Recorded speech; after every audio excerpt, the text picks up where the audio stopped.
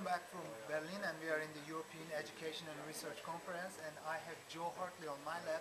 So Joe, would you please introduce yourself and what you are doing at Sun?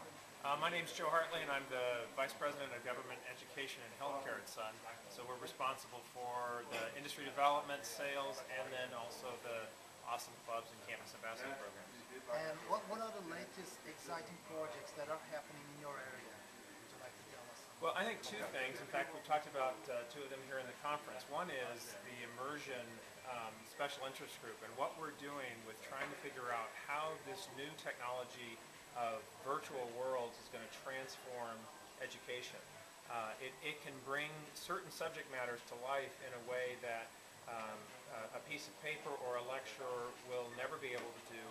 And so it brings different kind of content to life, and I think that's a really exciting concept. The second thing that it does is it's going to enable education to become focused on where you'll have education delivered in a single place in the world and can be broadcast all over the world in an interactive way. So I think that's an exciting thing. And then the second part has to do with the preservation and archiving special interest group, which in fact today we announced that the Internet Archive is being hosted on the Project Black Box in our Santa Clara campus. And for those of you that don't know, the Internet Archive is actually trying to take a snapshot of the entire internet on I don't know if it's a daily or a weekly basis, but they're trying to record that for the future. And that's an example of archiving. When you think about all the digital content, like this video is a great example, how are we going to preserve that for posterity as researchers want to understand what was going on 300 or 400 years from now? I can't even open a word processing document from 4 or 5 years ago if I don't have the right version of the operating system or the right CD. So those are two exciting things that are going on in our group right now.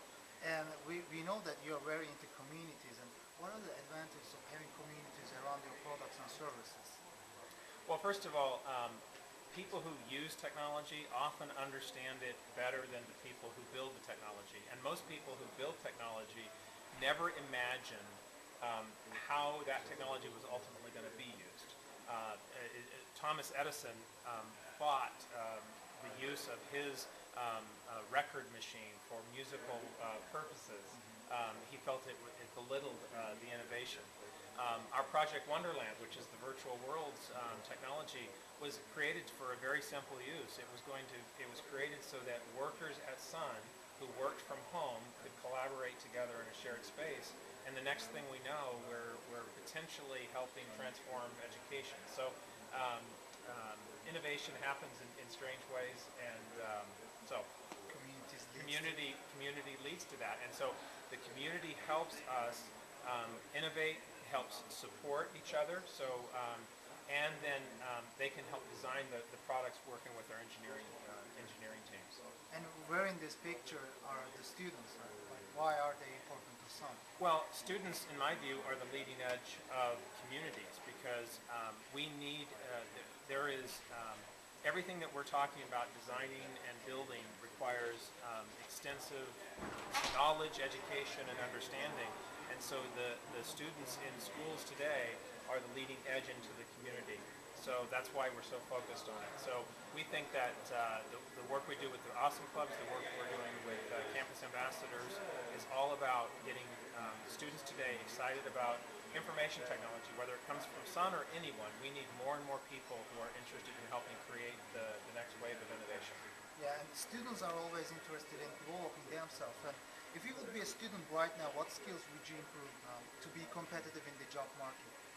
I think some of the most important, technology, regardless of what kind of thing you're talking about, be it biological or information or whatever, the tools we use today are going to be different than from 5 or 10 or 15 years from now. And so you've got to be able to learn how to use new tools, new approaches, so the ability to learn and learn on the fly. The second one has to do with the ability to work as a group, both face-to-face and across time. So the ability, meaning asynchronously around the world.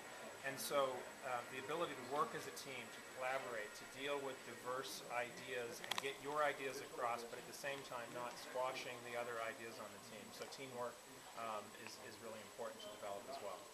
Thank you so much for your input. All right, well, thank you. So the most